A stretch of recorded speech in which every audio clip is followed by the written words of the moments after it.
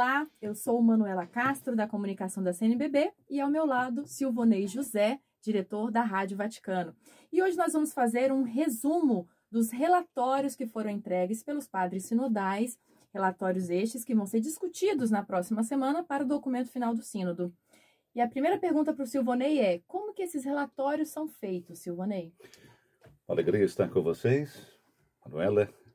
Bom, recordamos que na primeira fase do sínodo nós tivemos as congregações gerais, ou seja, durante alguns dias nós tivemos a apresentação dos discursos ou das falas de cada um dos 185 padres sinodais. Além, naturalmente, tivemos a presença dos peritos que falaram, enfim, nós tivemos uma semana intensa.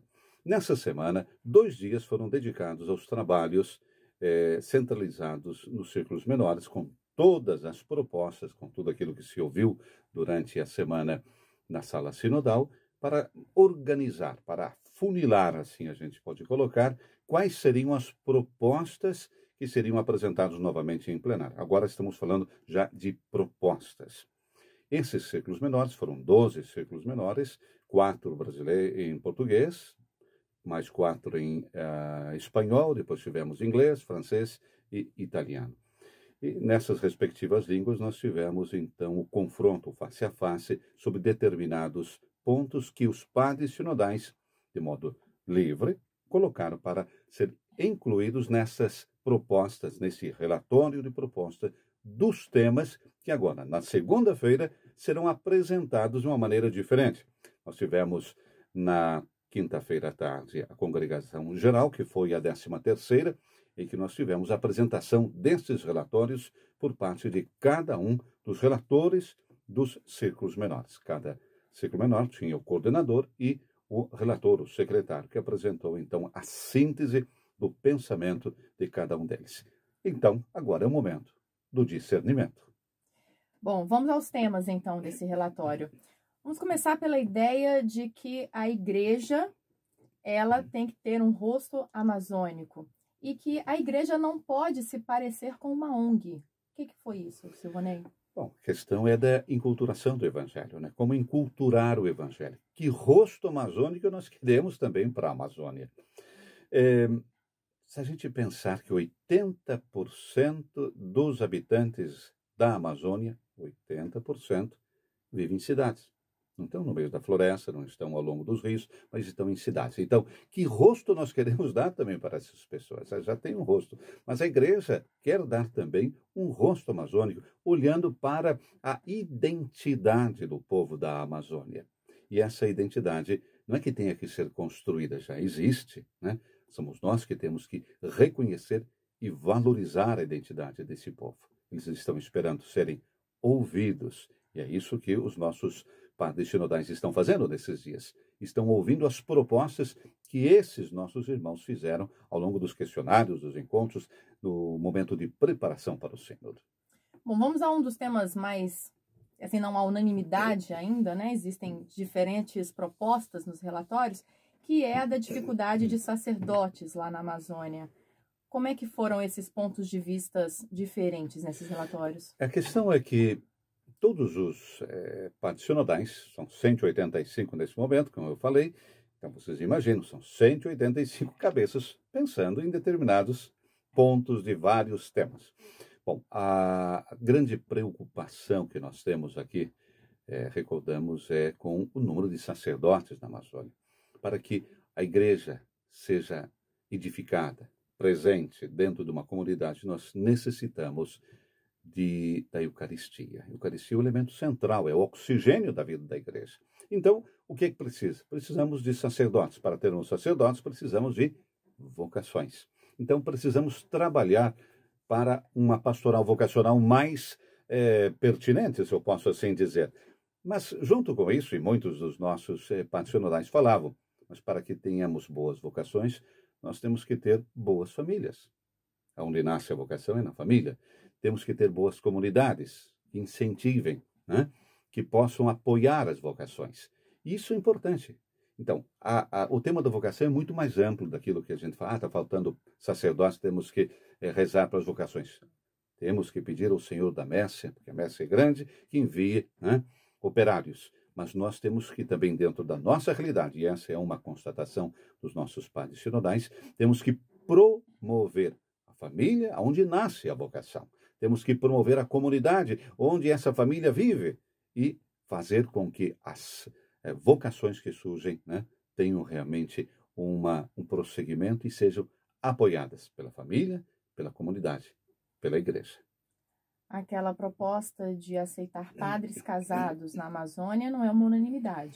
Bom, vira e probate é uma questão que volta quase em todos os encontros dos círculos menores, porque se identificou através de o encontro. O que são os vira e probates? São aqueles pessoas, homens casados já de uma certa idade, com fé comprovada, inserido na comunidade, aceito pela comunidade, que poderiam se tornar, então, numa dinâmica que ainda precisaria ser estudada, um sacerdote. Mas isso são propostas. Não existe nada, absolutamente nada de definitivo. Propostas de que estão fazendo, vão ser feitas, se no documento final, que vão ser votados pontos por pontos, passar uma proposta como essa, chegará ao Santo Padre. E basta. É propositivo, recordamos mais uma vez o sino. Não é deliberativo. Então, é um momento em que a igreja para, reflete, vai ser só para a Amazônia. Quem é que vai ter a competência? É o bispo local? É o Santo Padre? Enfim, é uma coisa ainda muito ampla para ser discutida. Mas, repito, é uma proposta. Documento final só sai no fim da semana que vem, não é isso? Exatamente. No próximo sábado nós teremos, agora durante segunda-feira próxima, vamos reunir tudo isso e vamos começar então a discernir quais são os pontos que vão ser votados, vão ser colocados, analisados, discernidos, que serão colocados no documento final, que vai ser depois votado ponto por ponto, parágrafo por parágrafo, no próximo sábado, e esse documento final será entregue ao Santo Padre para o discernimento do Santo Padre. Silvonei, qual a proposta para a maior participação das mulheres leigas e religiosas? Bom, nós sabemos, as mulheres são o coração, vamos dizer assim, de toda essa missionariedade que nós temos e da presença da igreja, porque são elas que sustentam as comunidades. Não é só a família, não, é a grande família. E as mulheres estão presentes. Então, elas querem um papel de um protagonismo muito maior. Fala-se, inclusive, do diaconato feminino, né, que é uma das propostas, inclusive, lançadas nesses dias. É uma proposta que vai ser discutida, que vai ser analisada. Também não é unânime. Não é unânime. Tem gente que fala que não é o momento de falar nisso. Enfim, repito mais uma vez.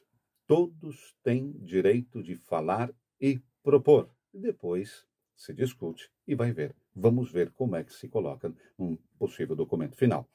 Mas nesse momento, a fase ainda da análise das propostas. Teremos o discernimento dessas propostas. Mas eu posso dizer que a importância das mulheres dentro da igreja, dentro da evangelização na Amazônia, é fundamental. Valorização dos leigos, na sua participação na Amazônia. Pois é, vamos lá. A mulher é leiga. Portanto, já partimos daí de um dado de fato, que a importância dos leigos é fundamental. Mas o problema também da visão que a gente tem dos leigos, né?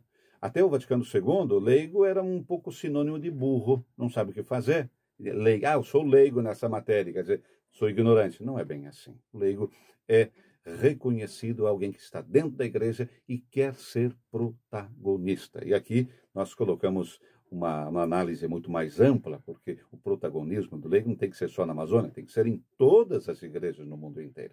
O leigo, né, povo de Deus, está ali, está presente. Não é só para limpar a sacristia ou para levar o padre para a paróquia. Não, o leigo é protagonista na vida da igreja e deve ser protagonista da igreja. Então, é uma leitura que precisa ser sempre refeita para colocar responsabilidade, mas também que o leigo assuma as responsabilidades. Tem os dois lados, tem as duas estradas, né? Eu dou, mas quero receber também. Bom, para a gente concluir, vamos falar um pouco das propostas dessa ideia da Amazônia integral, ecologia integral. Bom, a ecologia integral é uma proposta que vem do Santo Padre, vamos dizer. É ele que nos dá essa ideia de ecologia integral, que tudo está interligado. Quando se critica o sínodo dizendo que se pensa somente nas árvores, nos rios, não é bem assim. A gente só falou até agora de pessoas, ainda Pois nem é. entramos para ver tantos assuntos que tem. Né? Exatamente, são tantos assuntos. É tudo interligado. Se a Amazônia, se a floresta vive, o homem também vive. Se a floresta morre também o homem. Então, é tudo interligado. Isso é importante a gente entender. Não é uma exclusão ou uma preferência que nós devemos ter. É tudo interligado. E o Papa está quase cansando de tanto dizer da importância que tem. Se nós preservamos a casa comum, estamos preservando o próprio homem. Estamos preservando o próprio homem e as gerações futuras.